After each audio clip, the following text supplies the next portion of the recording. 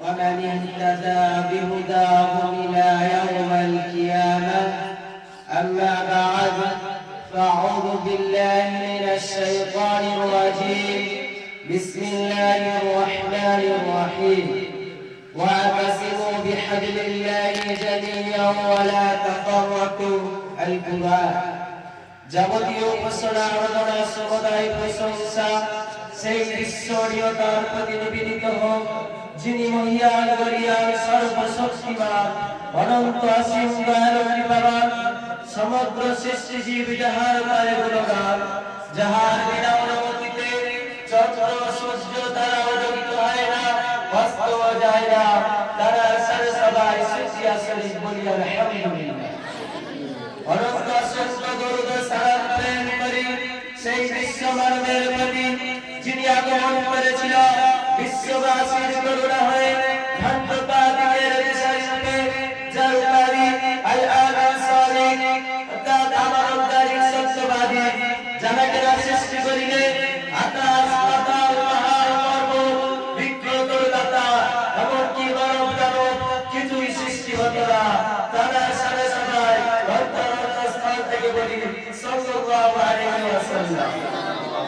অথবা এই মহিত অনুষ্ঠানে সুনামধন্য মহামান্য সম্মানীয় সভাপতি সাহেব ও সামনে বসে থাকা ওস্তাদ মন্ডলী ও সামনে বসে থাকা বিচারক মন্ডলী ও সামনে বসে থাকা শ্রোতা বন্ধুকে আমার আন্তরিক সালাম, আসসালামু আলাইকুম ওয়া রাহমাতুল্লাহি ওয়া বারাকাতুহু। মুক্ত ভারত কোন আইন যেখানে নাই শাসক, সত্য বলিলে বন্দী হয়, অত্যাচারিত হয়ে যেখানে বলতে পারি না অত্যাচারিত, মুক্ত ভারতে কোন। শ্রদ্ধেয় শ্রোতা মণ্ডলী, আমি আপনাদের সম্মুখে ঐক্যের আহ্বান সংক্রান্তে না দীর্ঘ আলোকপাত করার প্রয়াস রাখছি।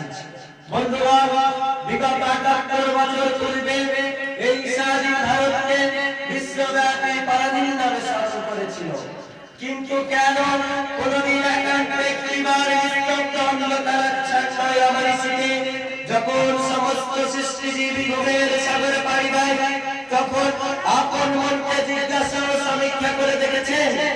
না, আপনারা তা বুঝি দেখেননি।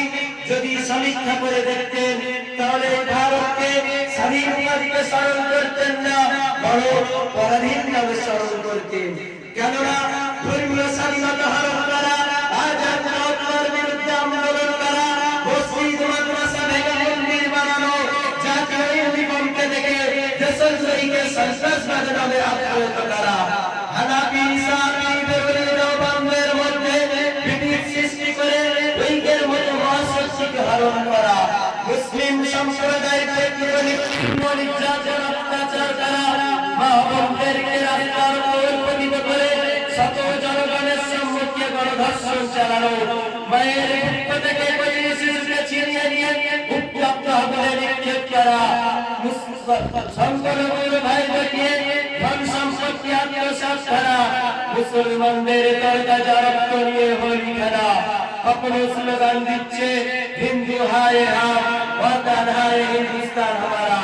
মুসলমান ভুলে গিয়েছিল গুজরাটের সেই মর্মান্তিক কাহিনী, না বলেনি ইতিহাস সংরক্ষিত করে রেখেছে, মনের গতিতে প্রতিশোধের উন্নিশটা দাও দাও করে চলছে। অন্যদিকে আওয়াজ তুলছে মুসলমান ভারত ছাড়, নাই কুরআন ছাড়। হায় আফসোস, সদা আফসোস, এই রামকি স্বাধীনতা। তাই যদি হয়ে থাকে, আমি আপনাদের মতো বুদ্ধিজীবীদের জিজ্ঞাসা করতে চাই, আজ থেকে ৭৮ বছর পূর্বে এই ভারতবর্ষ যখন সাম্রাজ্যবাদী ব্রিটিশের অধীনে ছিল, তখন কেন পরাধীন নামে আখ্যায়িত করেছিল? কিসের জন্য হাসতে হাসতে ফাঁসির মঞ্চে গলায় দড়ি দিয়েছিল? বিবেকে বিধবা পথিক শিশুকে তিন বানিয়েছিল। জাতি ধর্ম বর্ণ নির্বিশেষে সকলে একই প্ল্যাটফর্মে ঐক্যের মধ্যে মহাশক্তি সঙ্গে নিয়ে সাম্রাজ্যবাদী ব্রিটিশকে বিতাড়িত করে। কুল্লু জাতি দিন নদী এর দিকে দৃষ্টি নিক্ষেপ করে। ২০০ বছর উচিত যে খ্রিস্টানরা ইসলাম ধর্মকে পরবর্তীতে বরবাদ হয়ে গেল, প্রচেষ্টা চালিয়েছিল, একবার বরবাদ হয়নি। মুসলিম ভিন্ন গোষ্ঠীর ধর্ম নতুন ভাবে প্রচেষ্টা শুরু করুন। কেমন লাগে দেখি? সেই জন্য এটাই কি আপনাদের মনের উদ্দেশ্য?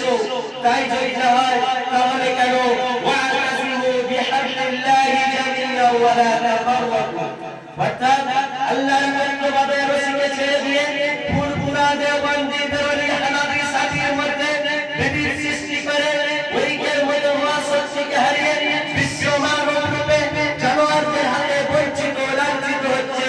লজ্জা করে না আল্লাহর গোলামীকে ছেড়ে দিয়ে বেহায়া শয়তানদের দাসত্ব করতে, তাদের অনুসরণ অনুকরণ করতে? হায় রে মুসলমান, কোন সাগরের তলে বলিয়া আছো?